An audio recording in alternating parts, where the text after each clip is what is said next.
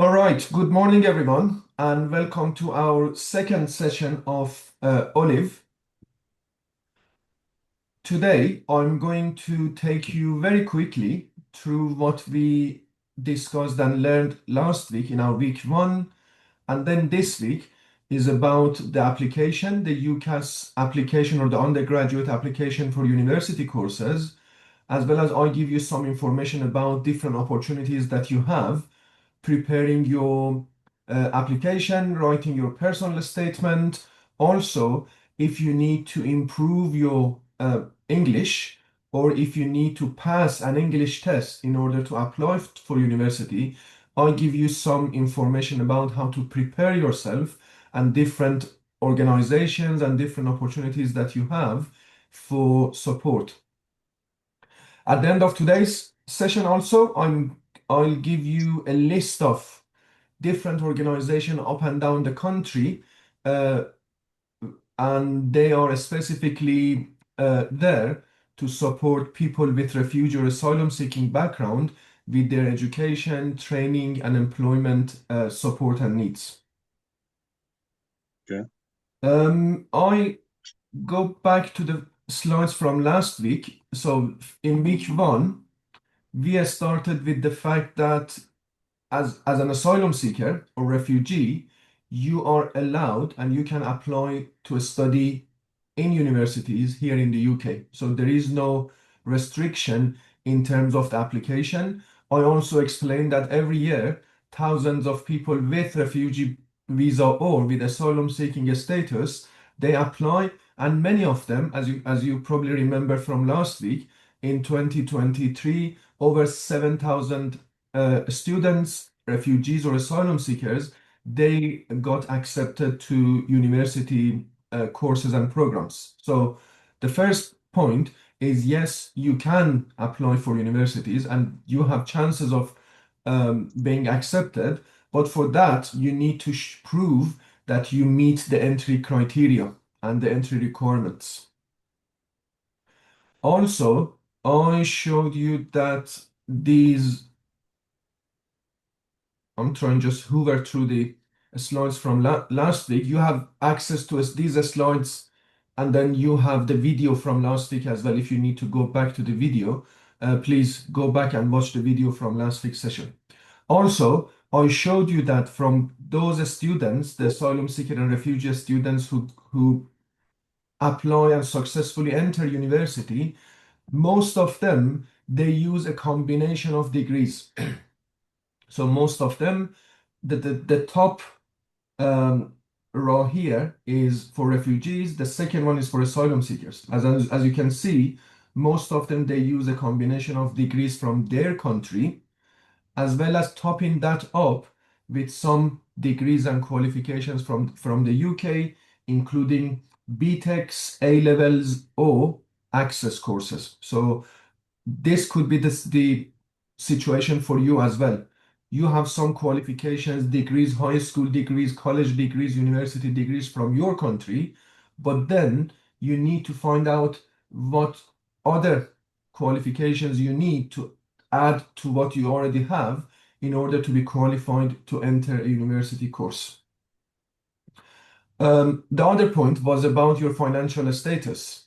So as a rule of thumb, if you have refugee status, there is no financial restriction and you can apply for a student loan like any other uh, student from any other home student. So across England, Wales, Northern Ireland, and Scotland, if you have refugee status from day one, you can apply for a student loan, and a student loan will pay for your tuition fees as well as your expenses, your basic kind of cost of living. One thing to have in mind, for every level, you can have a student loan if you don't have that, you didn't study that level before. For instance, if you have a bachelor degree from your country, you cannot have a student loan to study another bachelor here. So that restriction does exist, unfortunately. So you need, for some of you, if you have a degree from your country and you want to study the same level, the same bachelor, it could be in a different topic, in a different subject, but then unfortunately, because you already have a bachelor degree, you cannot have a student loan to study another bachelor. You can study masters and then you can apply for a student loan. But at the moment, and unfortunately, there is a restrictions in terms of you can only apply for a student loan for a degree that you didn't study before, for a level that you didn't study before. So have that restriction in mind if you are thinking of having another or doing another undergraduate or another postgraduate that you already studied in your country. If you are still waiting for your asylum claim to be processed, which means on your ID card it says you are asylum seeker or asylum claimant, then unfortunately you cannot have access to a student loan. But as I explained last week, several universities across the country, they provide scholarships for asylum seeking students, and every year I think about 100 students with asylum seeking status, they go to university using those scholarships. So if you are still waiting, that's not the end of world for you. Yes, you don't have access to a student loan, a student finance, but you can apply for scholarships. I'll explain more about scholarships today. The next thing that I explained last week was the education system here in the UK, which is a level-based system, starting from level 1, which is high school, end of high school, all the way up to level 8, which is doctorate degree. So to start any level, you need to have a degree which shows you concluded and completed the previous level. So if you would like to go to university, which is level 4, you need to show that you have a level 3 degree. If you want to study a level 3, you need to show that you have a level 2. Okay, so that's important to know. Level 2 is the end of high school. So if you finished your high school in your country, you already have a level 2 equivalent degree or qualification. Some of you already doing level 1 or level 2 ESOL functional skills, so those are here. So if you when you go to college and you say I study level 1 or I study level 2 functional skills, you are still here. Once you finish, you can continue to level 3. If you have your level 2, but then you don't have a level 3, you need to start thinking about doing a level 3 course, which prepares you to go to university. And then the last thing that you need to think about, your level of language, because you come from a country where the first language is not English, or even in some of the countries where the first language is in English, in students coming from other countries, they need to show and prove their level of language, English language. And there are different tests that you can show to prove your level. At the moment, for undergrad, most universities, they want you to be around this level, this red bar here. So you need to show that you are above this bar. All universities almost, they accept IELTS for undergrad. It could be based on university, could be IELTS something between 5.5. Some universities accept 6. Some universities require 6.5. But most of them, they want IELTS 6. But IELTS is not the only option. If you can show that you have ESOL level 2 or functional skills level 2, all of them, they are above this bar. So it doesn't matter for undergrad. Most universities, they accept level 2 ESOL functional skills similar to IELTS 6 or 6.5. And these are the main points that you need to have in mind. Your language level, your current education level, so these two, plus your immigration status and financial status are the 4 most important questions that you need to answer for yourself. And then you can decide whether you are ready to apply or you need to do some extra things. For instance, you need to start a language course, or you need to start a level 2 course or a level 3 course so that you can apply for university next year. Again, for those of you who didn't come to last What? week's session, I explained different options in terms of functional skills options. Yeah. In terms of functional skills options, access to university foundation year, GCSEs, BTECs, and so on and so forth. So please go back, watch the video from last week, and if you still have questions, let me know next week and I can answer your questions. The other thing is about deadlines. If you would like to go to university next year in 2027, in September 2027, you need to be prepared to submit your application before January 13th of January 2027. So from now, you have something about or around 9-10 months to prepare. If you need to improve your English, if you need to do like a level 1, level 2, level 3 course. So you have about 9 months, 10 months for that preparation, and you can find more information about the timetable of UCAS here through this link. So if you have the slides, you know that there are many links there to videos, to some extra pages to read and learn more about application process and preparation process for university. I mentioned that you need to submit your application through UCAS. I explained that more in detail today. And then this is the beginning of our week 2. But before that, I'm going to pause.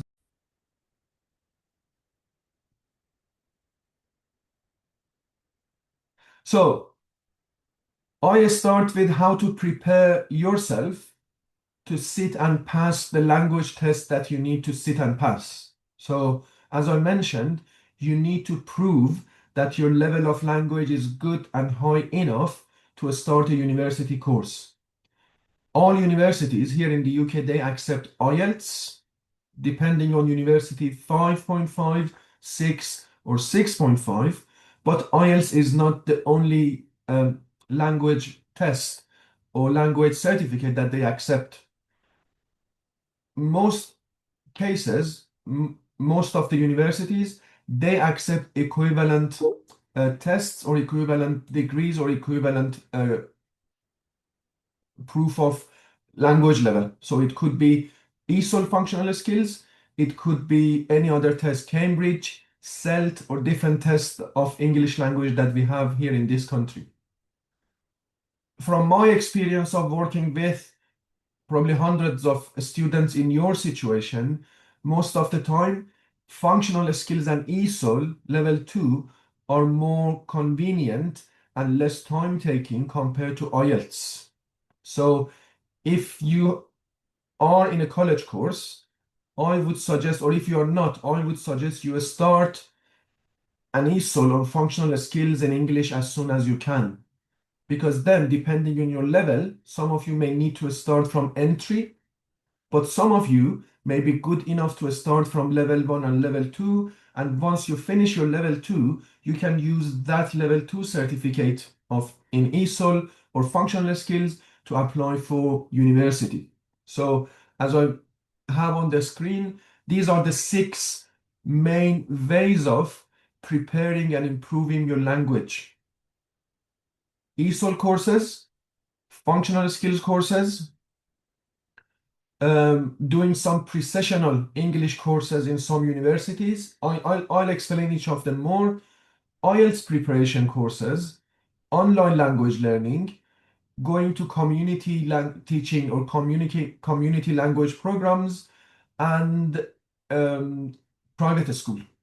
So these are the 6 main ways of improving your language. Some of them, like number 6, private schools are expensive. So probably most of us, we don't have enough money to pay for private, but then some of them are more accessible, like number 5, community and charity-based English language programs. Starting with, again, just to remind you, this is the bar that you need to pass. Okay, some of you may know your level, so some of you could be entry 1, entry 2, entry 3. Some of you, you're level 1 or level 2.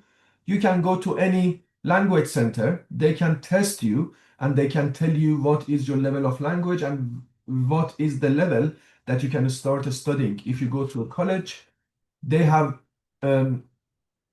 a test in the beginning. That test shows what is your level and where are you here on entry 1 to level 2. And then based on that, they can offer you some courses some starting from level 3, level 2, some starting from level 1, some need to start from entry. But this is the main point. You need to pass this red line to be able to apply for university. So starting with functional skills or ESOL, probably most of you know what are these courses and how to access to them.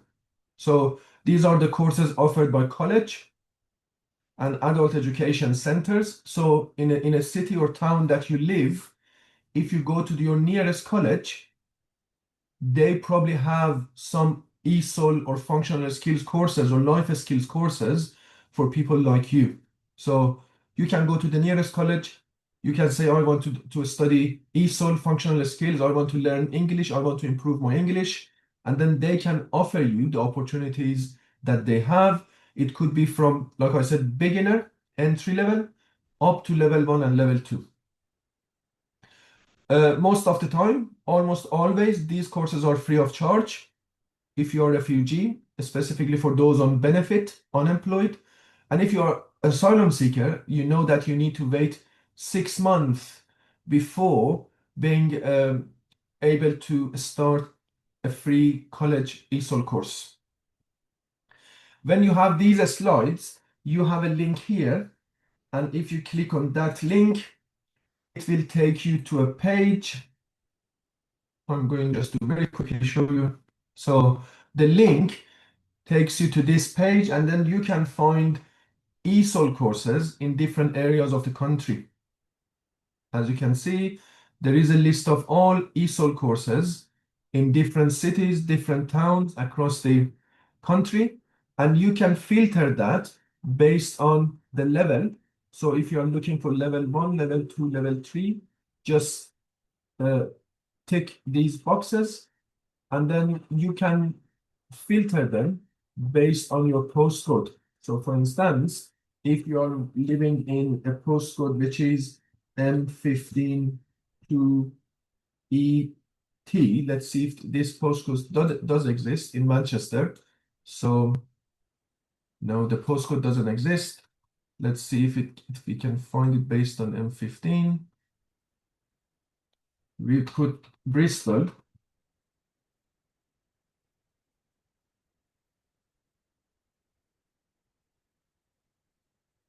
And then ESOL courses in Bristol. And then it gives you a list of ESOL courses in Bristol. And then you can contact that college or the course provider and go through the application process.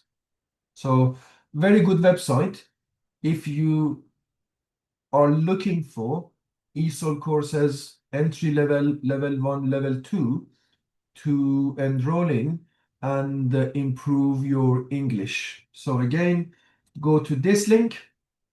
And when you go to the link, put the name of the city or town that you live in the box. So I'm going this time, I'm going to put London. And then here we have ESOL. And then you just click, and then you have all the courses in London from different college, different areas of London, and so on and so forth. So this makes it easy for you to find the nearest ESOL course to where you live.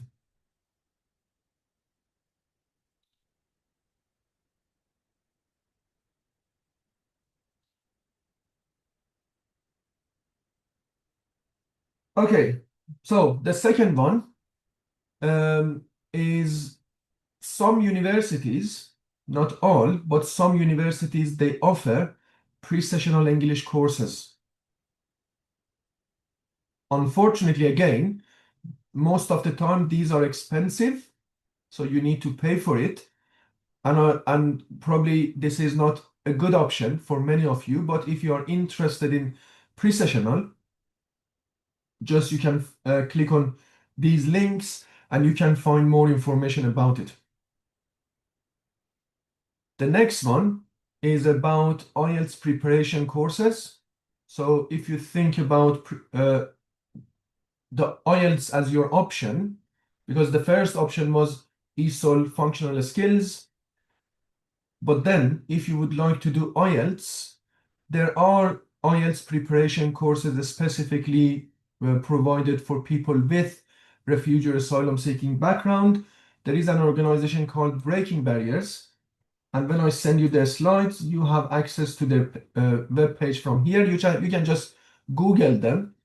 And then here on their page, you will find more information about the programs that they have for language learning, including IELTS preparation programs. Okay, so here you can see different type of support that they have.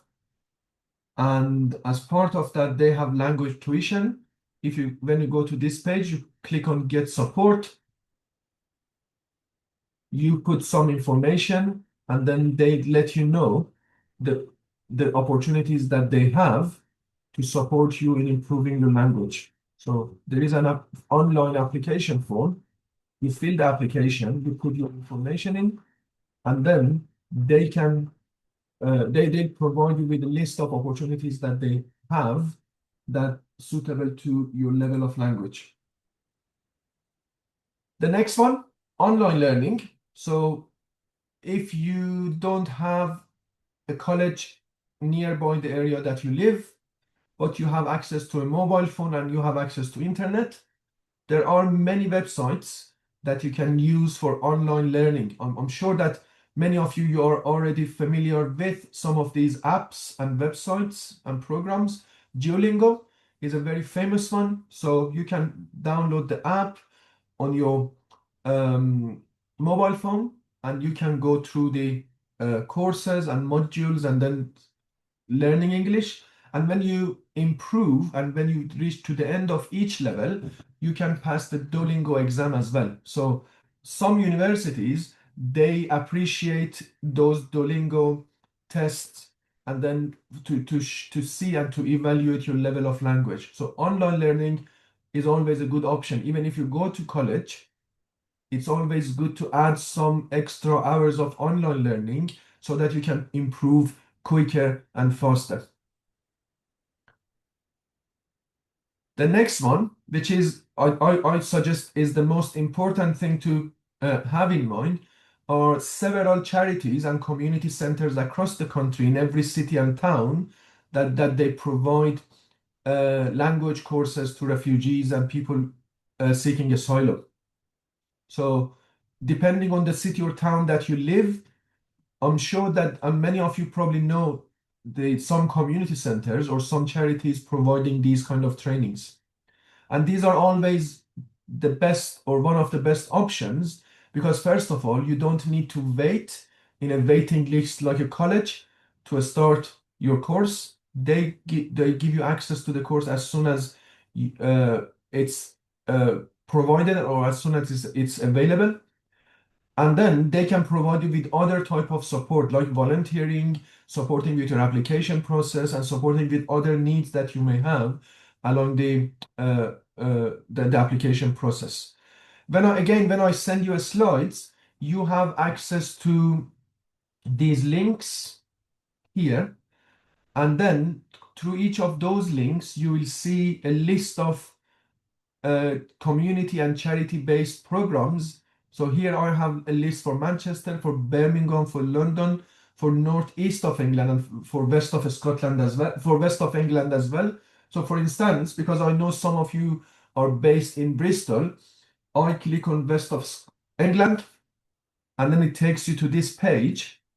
So if you are in South Gloucestershire, or if you are in the Bristol area itself, or in North Somerset area, or in Bath and Northeast Somerset area, depending on where you are, you just click on your region. So for instance, I'm going to click on Bristol, and then it shows you a list of trainings and language programs available in Bristol for refugees and people seeking asylum. So you can click on each of them and you can go through the application process, which is quite easy. Most of the time, you need to fill an online application form. Similar, if you are, for instance, in Manchester, you click on Manchester, it takes you to this referral page.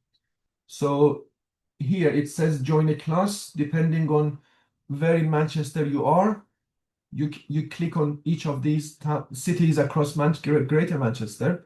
So Eastall in Manchester, for instance, and then it gives you some more information and then the application form. So you can just go through the online application, you fill the application form, they write back to you about the best course or the nearest course to where you live.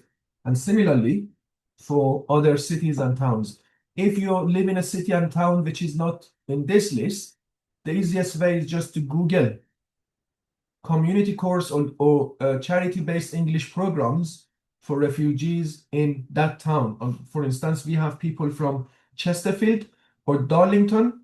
Just Google it, language courses or ESOL courses in Darlington for refugees or for migrants.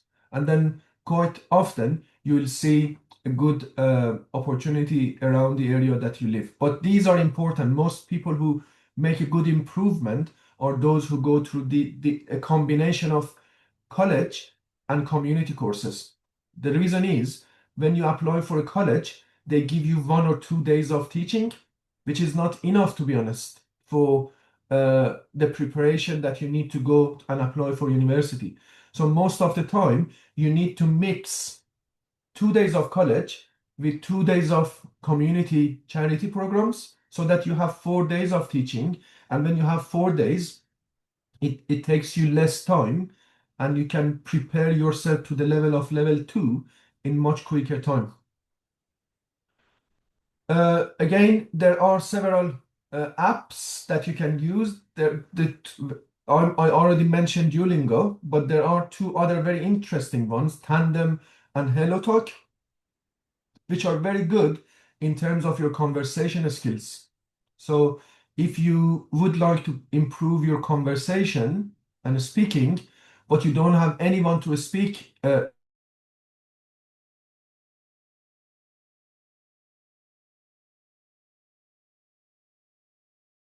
English, improving your conversation.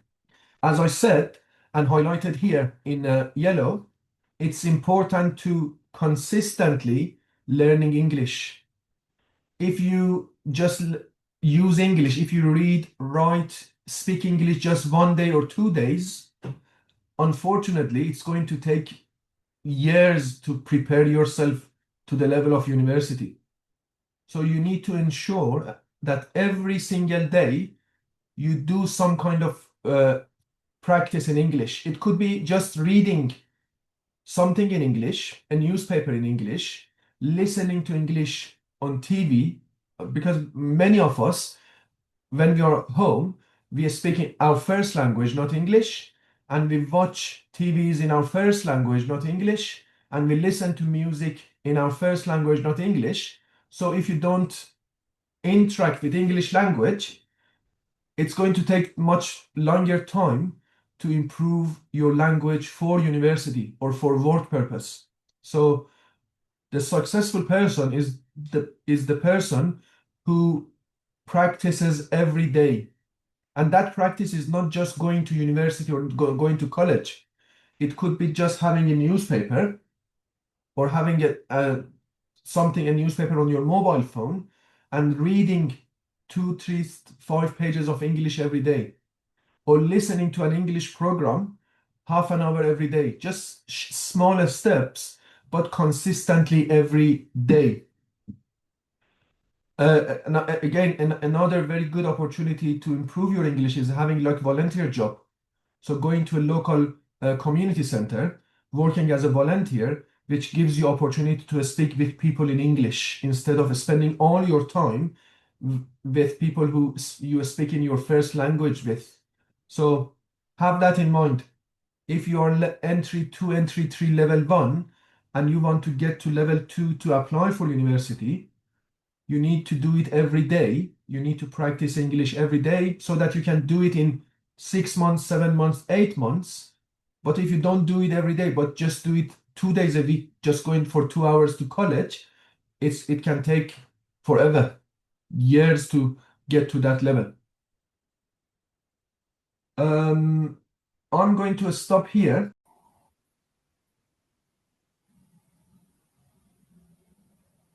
Okay, if you remember, last week we talked about the application process itself, and I mentioned that for undergraduate courses, all applications should go through UCAS. But for postgraduate, for MSc and PhD courses, you directly apply through the university themselves. So for undergraduate, just one application on UCAS. For postgraduate, you can apply to as many universities as you want, but you need to send separate applications to each university. And these are the most important information that you need to have to start your application process on UCAS website.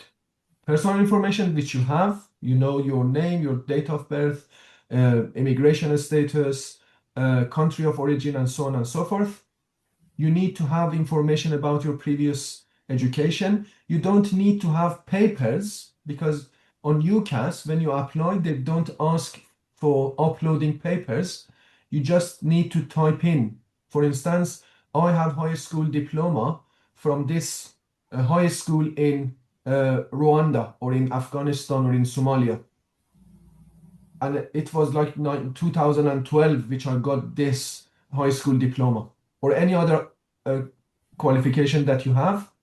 So you need just enter the information. If you have any previous employment, you can add it. If not, there is no problem.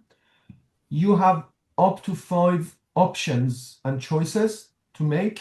So you can choose 1, 2, 3, 4, or 5 courses in up to 5 universities. You don't have more options. When you apply first or when you submit your application, you don't need to do for the whole 5. You can go for 1, 2, 3, but it's always better to use all the choices that you have. You need to write a personal statement. So your personal statement should be ready when you start the application process. You need to have a referee, a teacher who worked with you in the past, and they can write a reference letter for you. As I said this last week as well, it's better to be a teacher here in this country instead of out of the country. And it could be a teacher who you worked with in college, a ESOL teacher, IELTS preparation teacher, whatever course that you do in college. It could be people you work with here in Olive. It could be me if you don't have anyone else. Every year I write letters for tens of students like you. It could be your IELTS teacher and so on and so forth. And then you need to, if you have, you need to show your proof of language. You need to say, I have IELTS 6.5 or I have functional skills level 2. But if you don't have it, you can still submit your application and then they'll give you time to provide your or do your test and then provide the proof. So these are the main ones that you need to do the application process. January 2027 is the deadline if you would like to go to university in September 2027. And these are the main actions that you need to do. If you haven't done already, when I send you the slides, you need to start your UCAS account. And having a UCAS account is very similar to having an account or any other website like Instagram or Facebook or several other kind of accounts that you may have. You go to the web page, you start creating an account, your email address, your date of birth, you choose a password, and then your account is up and running. You need to find out about your financial status. So now you know whether you are home or international, and you need to choose 5 universities. And this is time taking because you need to, before the application, you need to start looking for, okay, which universities you want to go to and what courses do you want to study. Okay, because there are different universities in the country, they offer different courses. So if you think about studying business, there are hundreds of business courses in tens of universities here in the UK. So you need to decide which 5 universities you want to apply to. And you need to go to the university webpage to see what are their requirements and then making sure that you meet those requirements before choosing them as one of your options. Having your personal statement ready, I'll give you information about how to prepare your personal statement. And then if you are thinking of using scholarships, and this is important, specifically for those of you still waiting for your asylum claim, if you are thinking of using scholarships, you need to choose 5 universities who offer a scholarship, because not all universities, not every university gives scholarships to asylum seeker students. You need to make sure that you choose 5 universities with scholarships for asylum seeking students. I'm going to take you through all of these steps one by one, and also I'll share with you a video which explains in detail and question by question how to fill UCAS application form. So starting from your UCAS account, so this is the first page, and it clearly explains what you need to do to start your UCAS account. So very straightforward, and you can do it easily just in a few seconds.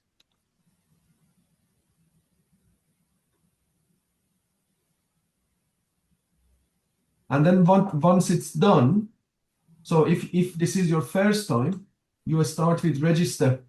You put your email, name, last name, password in, and then your account is created. They send you an email including a link to your account.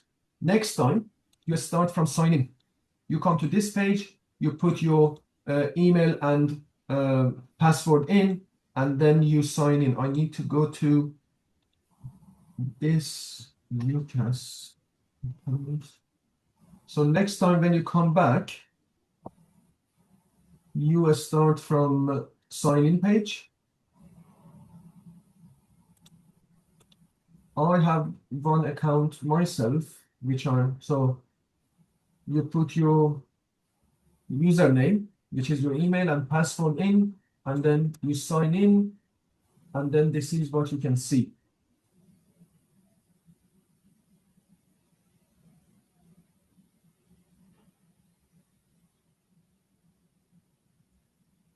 So all information that you need, every single question that you may have, they kind of explained and answered here. There are loads of videos on UCAS. They explain everything in plain, simple language.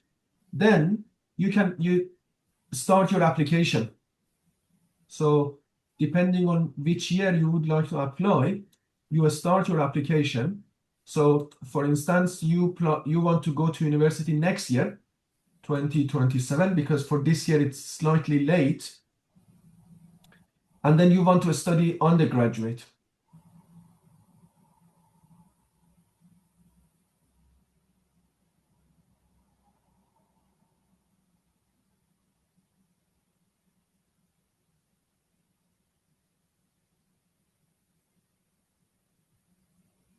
And then you can just click and continue. Now, because I put one application for 2026, it's there.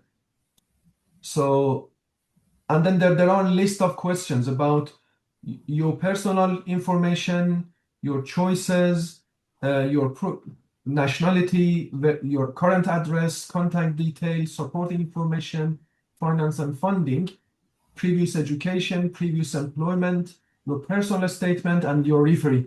So you need to click on each of them one by one, fill the application form, which is quite straightforward. And then once you've done, you have your statement, you add your choices here, up to 5 universities. As you can see, you can add up to 5 choices to your application. Then you submit your application, and it's not free of charge. Just have that in mind. I think it's 30, 28, 29, or 30 pound. I'm not sure about the current rate, but each UCAS application, this application takes about 30 pound or 28 pound to submit. As I said, I share with you a video which explains how to answer each of these questions one by one in detail, and what is the best answer for each question.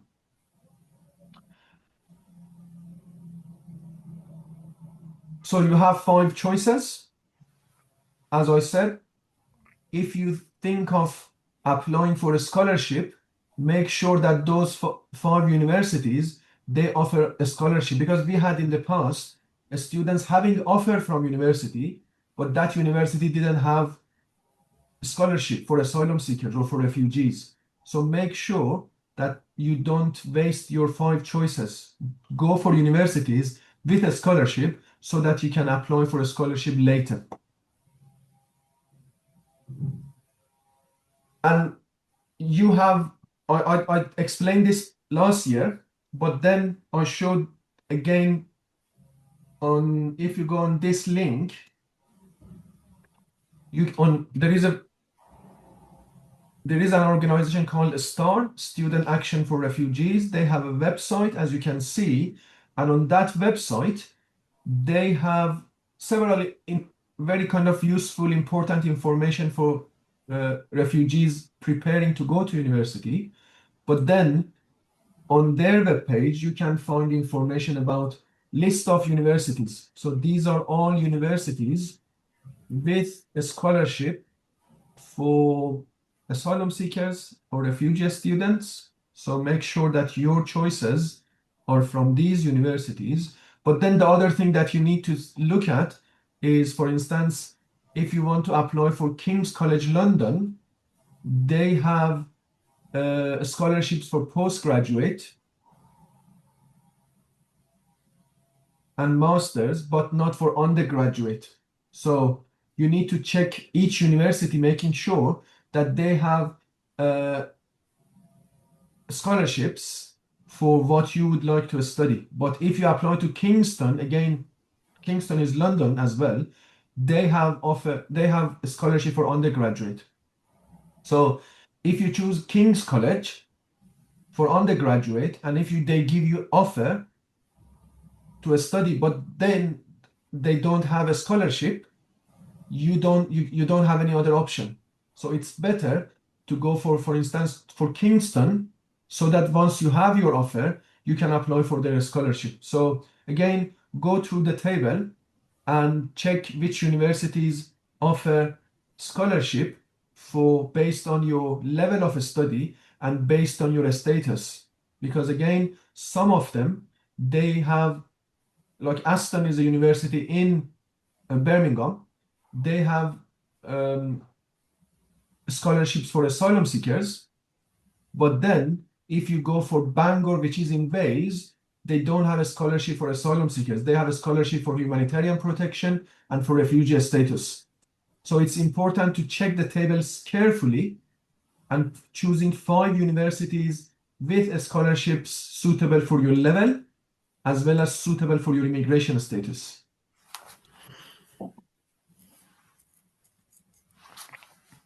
Another website that I'm going to share with you, and then you have access to, I can see, Indra, your question. Yes, after today's session, we will send the slides to everyone, and then you will have access to video. So when you have slides, Again, this is a very useful web page called Displaced Student Opportunities UK. So if you plan to apply, or if you are looking for support, or if you are looking for some extra resources, this is a very good website to find more information from. If you are looking for scholarships, if you are looking for English language courses, or if you are looking for small grants to pay for some expenses or preparation for university or any other course, this is one of the best websites that you can find most of the information and opportunities on. For instance, if you click on language, I'll show you the language, but then later, just down the page, these are the recent opportunities. So, for instance, Sheffield Hallam University, they have a postgraduate sanctuary scholarship opened, and other universities.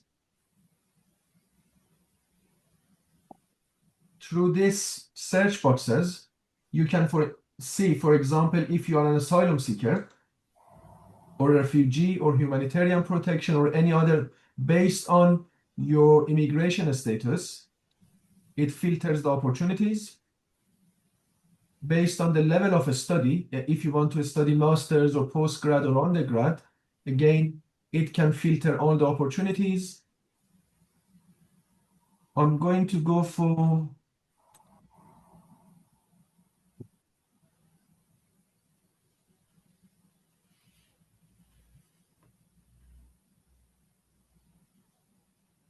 English language courses. Let's see what English language courses they have.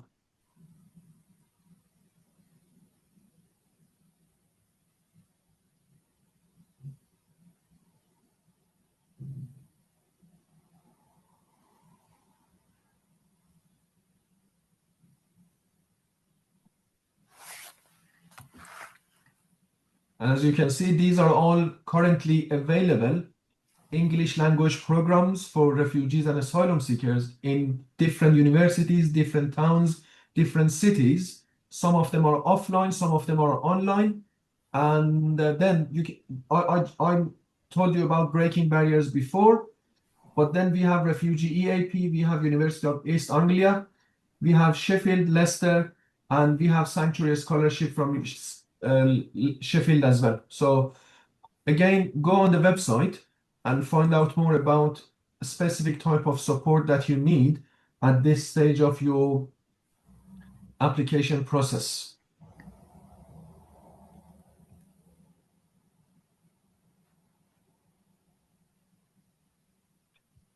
When thinking of what to study, some of you already have clear ideas about what you would like to study. So some of you know that I want to study engineering, I want to study nursing, I want to study social work. But then if you are still thinking of what to study, these are some of the questions that it's good to think about when deciding on what to study. So first of all, think about, do you like it or not? Because if you don't like a subject, it's difficult to study that for 3 years, for 4 years in university. And then once you finish, you need to spend the rest of your life finding a job in that subject. So the first thing is, do you like it or not? Is it something that you're really genuinely interested in or not? The second point is about entry requirements. Thinking about how easy and how quick you can meet the entry requirements. Because there are some courses and some universities that probably you can start applying for next year, but then there are some courses that you need more preparation. You need to prepare yourself for 2, 3, 4 years before applying for them. So then you need to think about, do you have time? And it very much depends on your age. If you're in your 20s, 22, 23, 25 years old, yes, you have time. You can spend 3 years preparing yourself for dentistry or pharmacy or GP medical courses. But then if you are in your 36, 37, 38, and if you want to prepare yourself for 40, for 4 years and then starting your course in 42, 41, you wouldn't have enough time to use your degree later. So always think about the time you need to prepare yourself to apply, and then think about, is that uh, something that you would like to do or not? And it very much depends on your age. It depends on your commitments as well. So if you have family, if you have children, if you have job, then you have less time for preparation. But if you are single, if you are young, then you have more time. So always think about your age, your commitments, your family situation, your work situation as well. Think about your financial requirements, immigration status. Think about how mobile you are, in that if you live in London and then you have offer from university in Manchester, can you go to Manchester or not? Can you relocate to Manchester? Again, some people are quite mobile because probably they are single or they don't have children going to school. They can move anywhere where there is a university offer. But then some people may be less restricted in terms of, because they work in Bristol or their children go to a school in Bristol, they cannot move to a university in London. So have that in mind, and think about the future opportunities, what kind of job opportunities you will have after finishing that course and that degree. I talk about job opportunities next week, and then which university courses are more probably give you more opportunities when it comes to job applications. And then what does it take to conclude the course? There are some subjects, some courses are quite difficult to study, so you need to put more efforts in to learn, to pass the exams, to write the assignments and so on. And then when you answer all these questions, you can come up with a more realistic decision. Yes, everyone wants to study computer science, but then you need to decide studying computer science is the best option for you or not, depending on all these questions and all these requirements. I'm going to stop here for a few moments. If you have a question.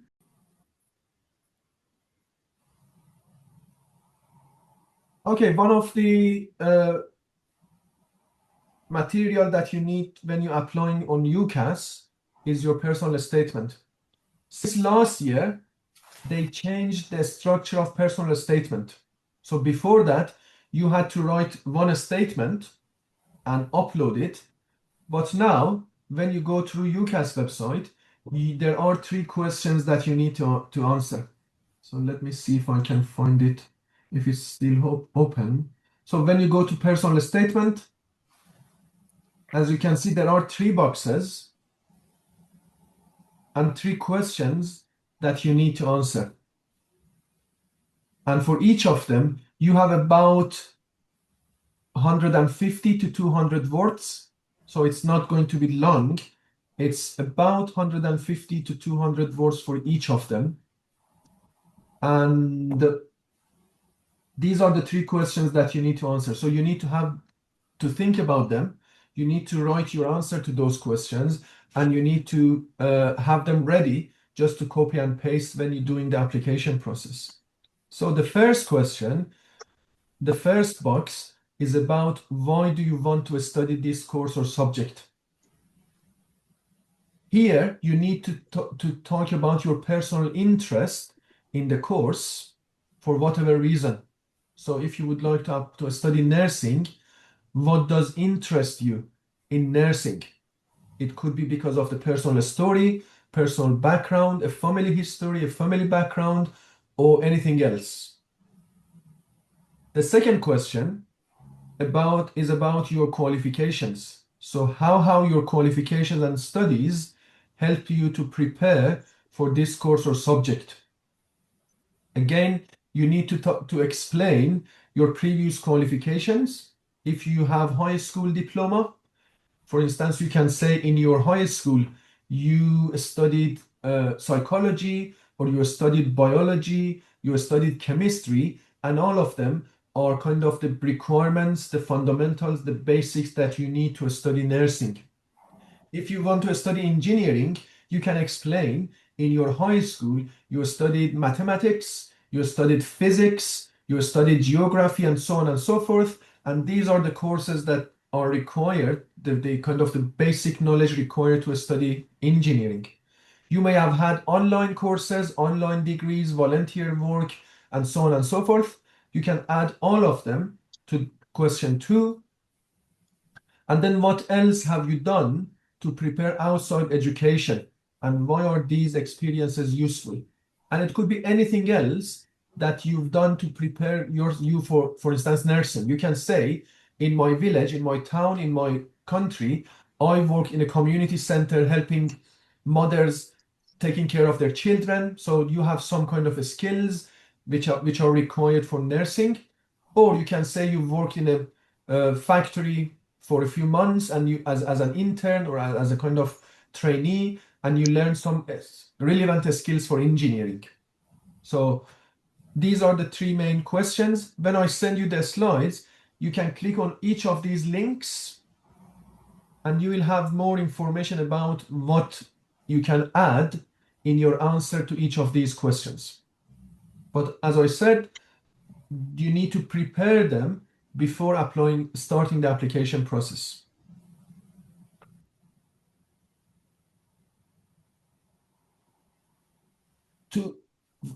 To prepare a good answer to these questions, you need to have good information about the course that you're applying for.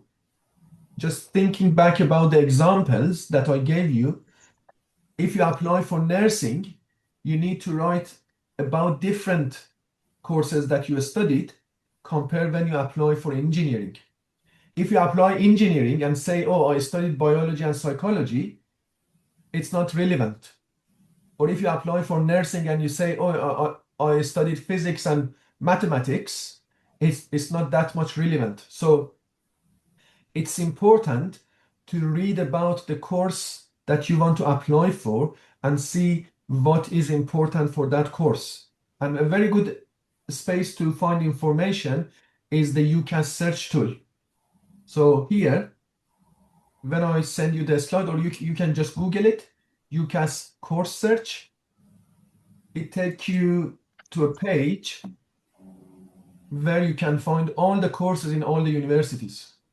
So you can search for instance, nursing, like adult nursing or child nursing or whatever, what is the nursing that you want to study. So if you want to study adult nursing, just you click on adult nursing. And then these are all universities who offer adult nursing courses. So I go for University of Manchester, for instance. So the adult nursing course in Manchester is a Bachelor of Nursing and a 3 years full-time course. So here you can find more information about the course. This is the summary of the course, how to apply, the open days that you can go to university and find out more information about the course. And these open days are very good opportunities. If you haven't been to an open day, universities every year, they have several open days in which you can go to university. There are people from those courses, those schools, and they are there to answer your questions, to show you around the university, and also to help you with the application process.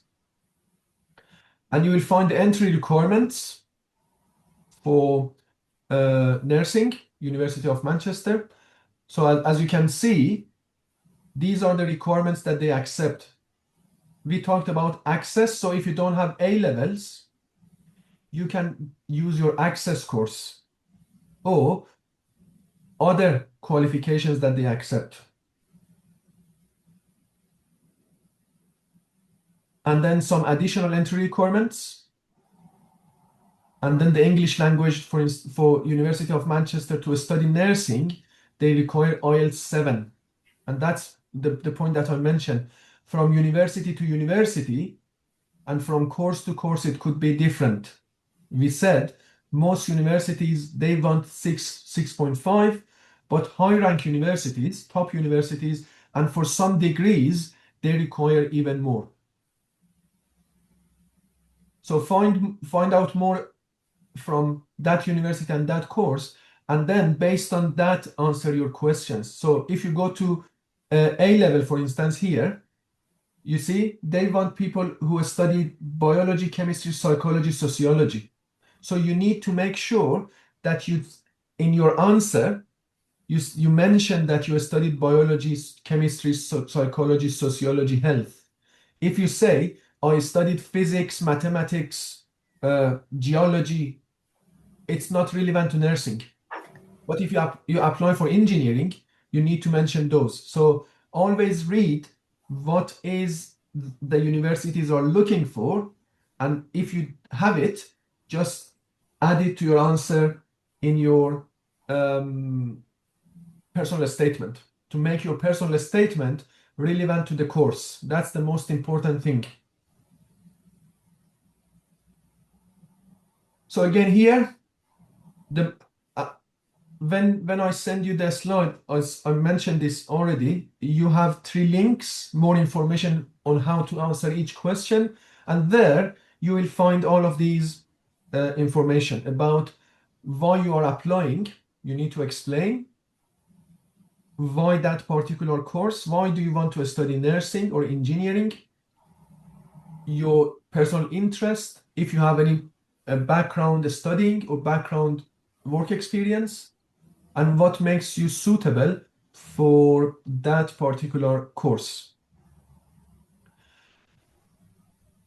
More links to support material, but then the most important one is this video, which I already mentioned. The video explains the application process for UCAS step by step. When you write, your tone influences how readers respond. With Grammarly, just highlight your text and type how you want to sound. And lovely to be here this afternoon and enjoy the town. So as you can see, the video is recorded based on a live session for students from refugee and asylum seeking background. And in that, the presenter explains one by one how to answer each question. I showed you this display, so he takes you through all of these and he explains In terms of how to answer. Maybe financing the course. So before starting your application, make sure that you watch this video, and in that video, he explains how to answer each question one by one.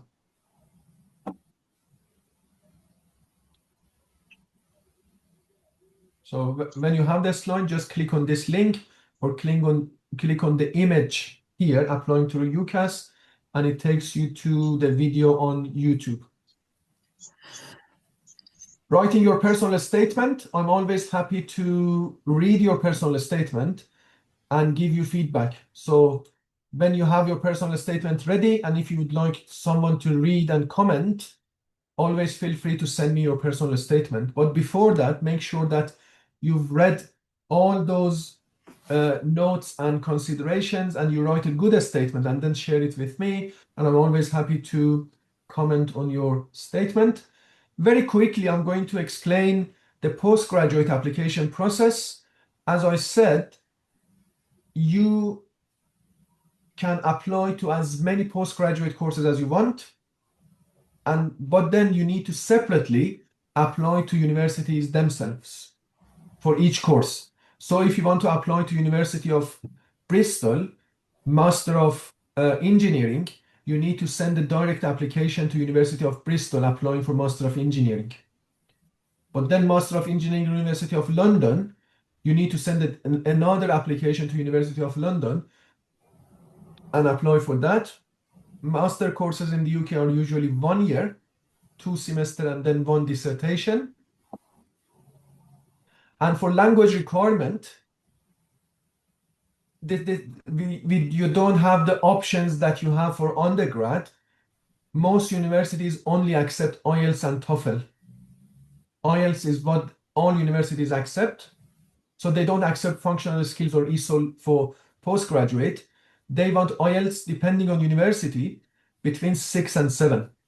6.5, 7, it very much depends on the university. So you need to check with the university, and most of the time you can find these information on the university webpage. Yes, so well, there are some universities accepting postgraduate on UCAS, but I don't suggest it.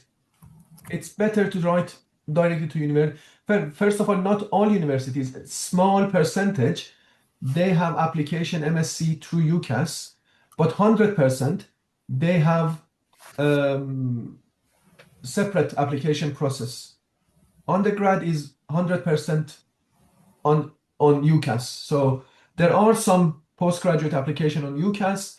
I don't suggest it, just directly apply to the university itself. So you need language requirement. If you have work experience, it's good, but not always. But if you have, you need to mention it in your statement and in your application process. And most importantly, you need to have an undergraduate degree. So if you're applying for postgraduate, you need to show that I have an undergraduate degree from a university in your country or here or somewhere else. The application process, most of the time it's online. You go to university webpage. For instance, here you can find courses on UCAS similar to this. You can find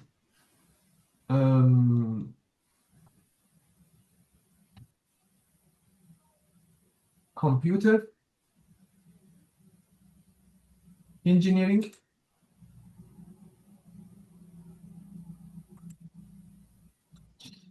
and you can have it based on level, masters.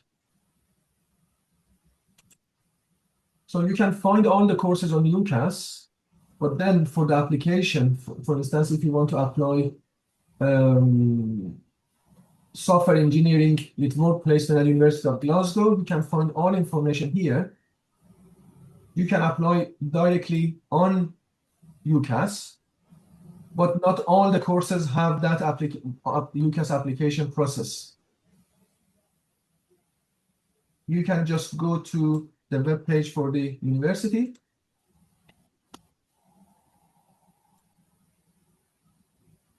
And on the university web page, so this is University of Glasgow, as you can see. This is undergraduate software engineering, but we are looking for postgraduate. But then you have, so let me go back to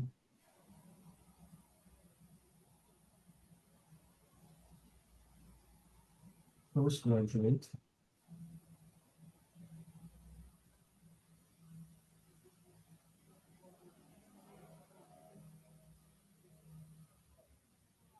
This is MSc, you can apply on the university webpage.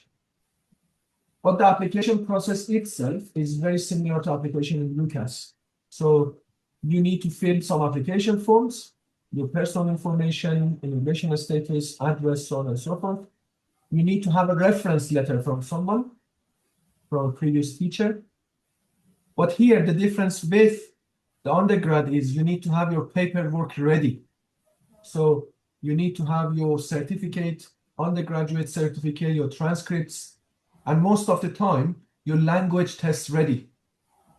Sometimes they can give you time to provide your language test, but you need to definitely have your certificate, undergraduate certificate ready and upload it on during the application process.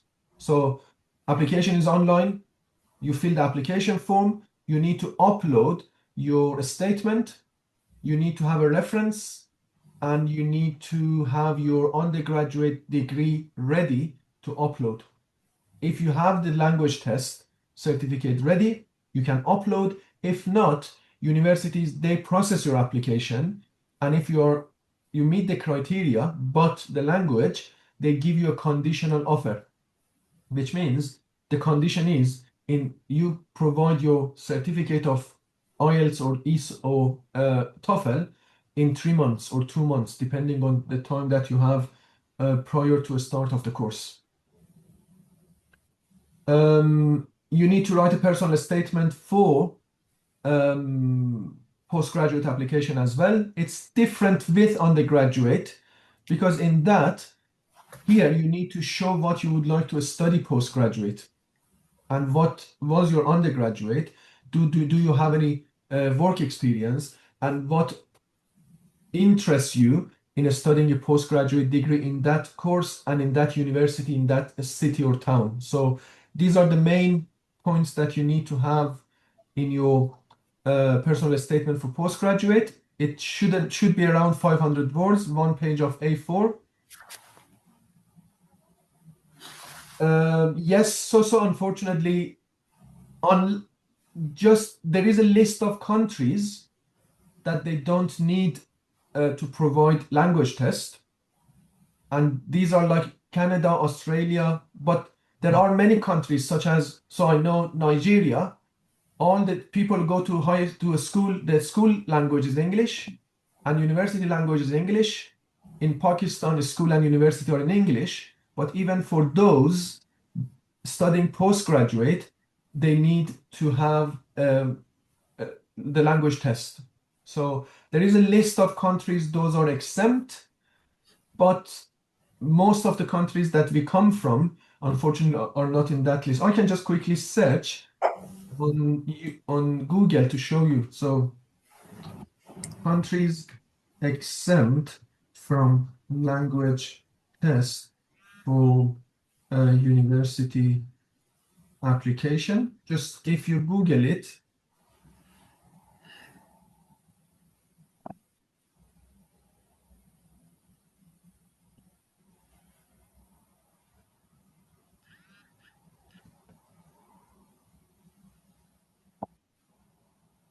so here it shows you that it's a very kind of limited list of countries. As I said, Australia, New Zealand, Ireland, United Kingdom, and then British Overseas Territories.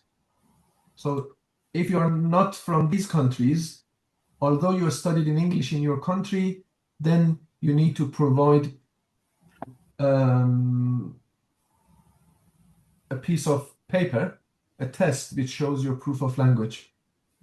We have another question from Soso. Can you assist us with a reference since it's... Yes, so like I said, when you submit your application for undergrad and postgrad, if you don't have anyone else who worked with you in a study program here, I'm always happy to be your reference. Just let me know. Send me an email and I can give you my information that you need to put in the form. So anyone who would like me to be his or her reference, you need just to send me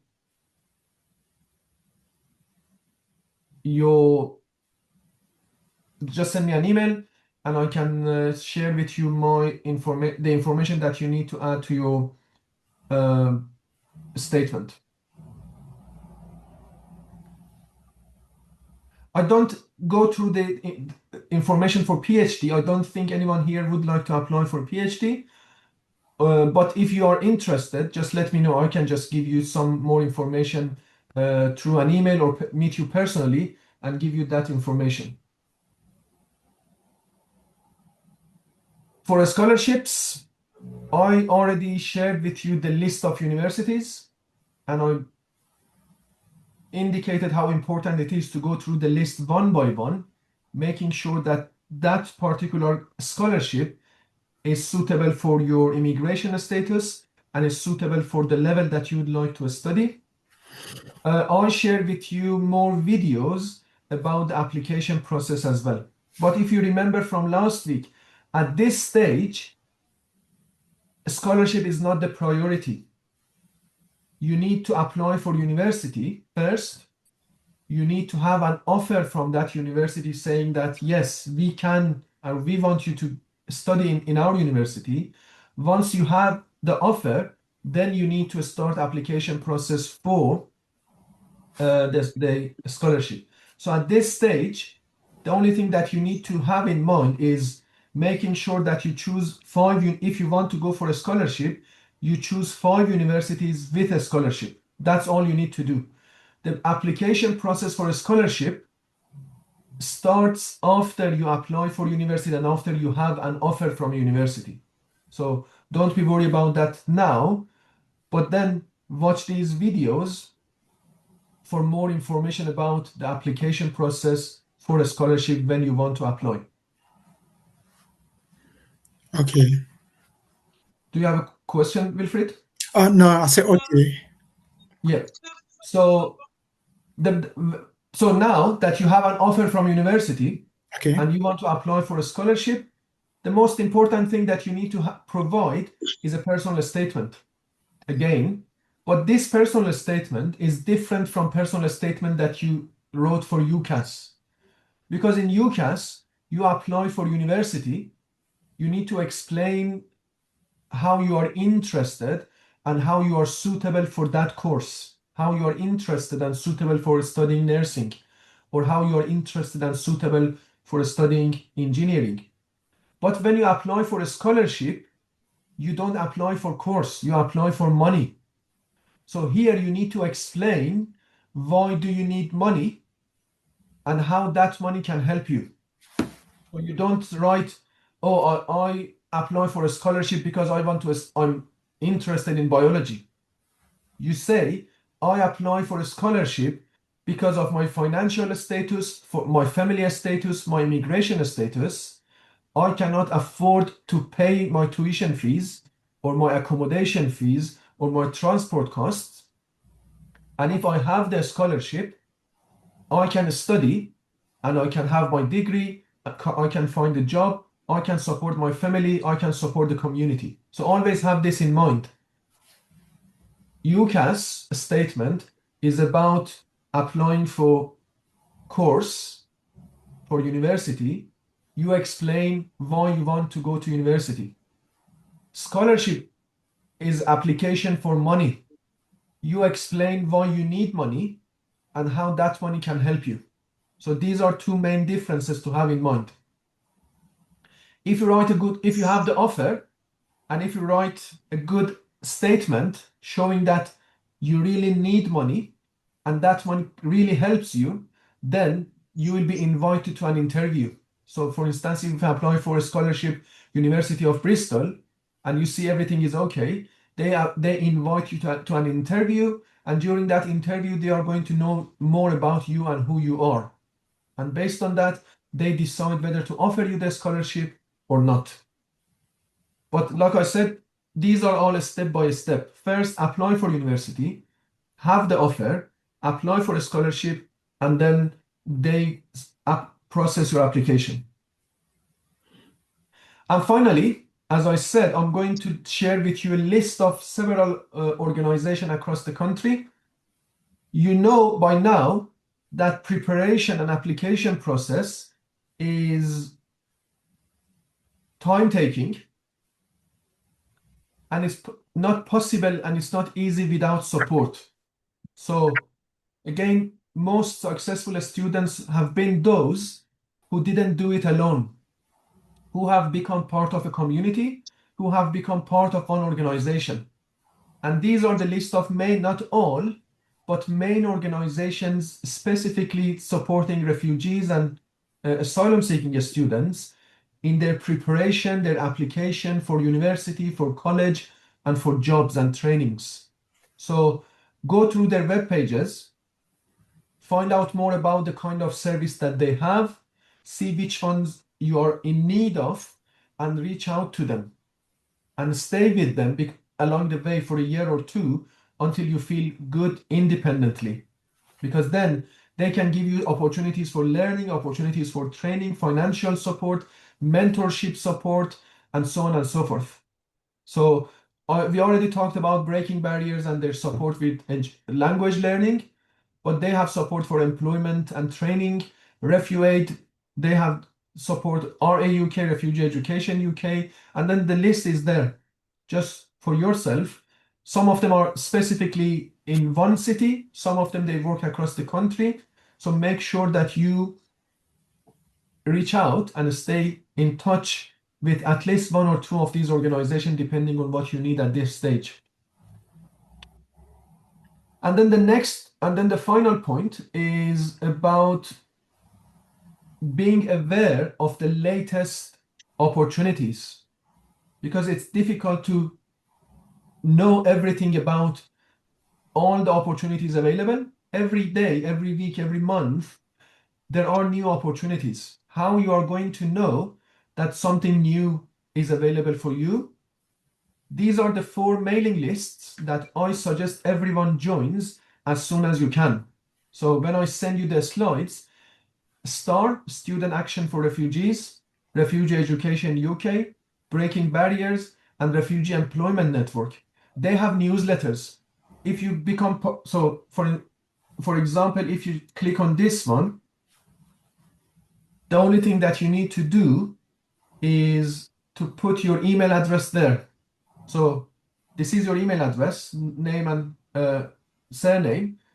And then every week, or every 2 weeks or every month, they will send you a list of the latest opportunities, trainings, scholarships, courses, volunteer opportunities, job opportunities, and so on and so forth. So in that case, if you become part of the newsletter of these organizations, you will not miss any opportunity. So many people, you live in Bristol, you live in Manchester, but you are not aware of what are available around you. And in that case, you're going to miss those opportunities. So please, this is important. And this is easy. Just click on those links, add your email address, become part of their community. They are going to keep you updated every week, every 2 weeks with the latest opportunities for you. If you have time to read more, these are some interesting, useful, informative links. A guide to help students who are refugee or seeking asylum write their personal statement. So thinking about how to write about your immigration situation in a positive way in your statement. This link is going to give you some ideas. A student finance for refugees and asylum seekers. Again, a very good video and a couple of pages to read.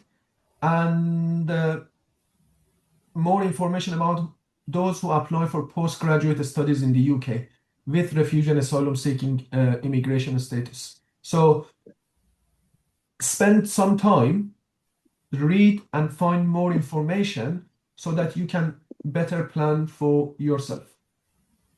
With that, we come to the end of our week 2. Our week 3 is next week, which I'm going to talk more about moving from university to employment, how to, in terms of what to study, how to choose the courses, and how to plan during your university time to improve your chance of having good job opportunities and good employment, and then how to start your employment journey. Because if you remember, not everyone wants to go to university. There are some other training opportunities available in college, in further education institutions, that if you are not interested in university, you can go through those trainings to improve your chance of having the jobs that you are interested in. So next week is about job-related training, further education, vocational training, and moving to job applications.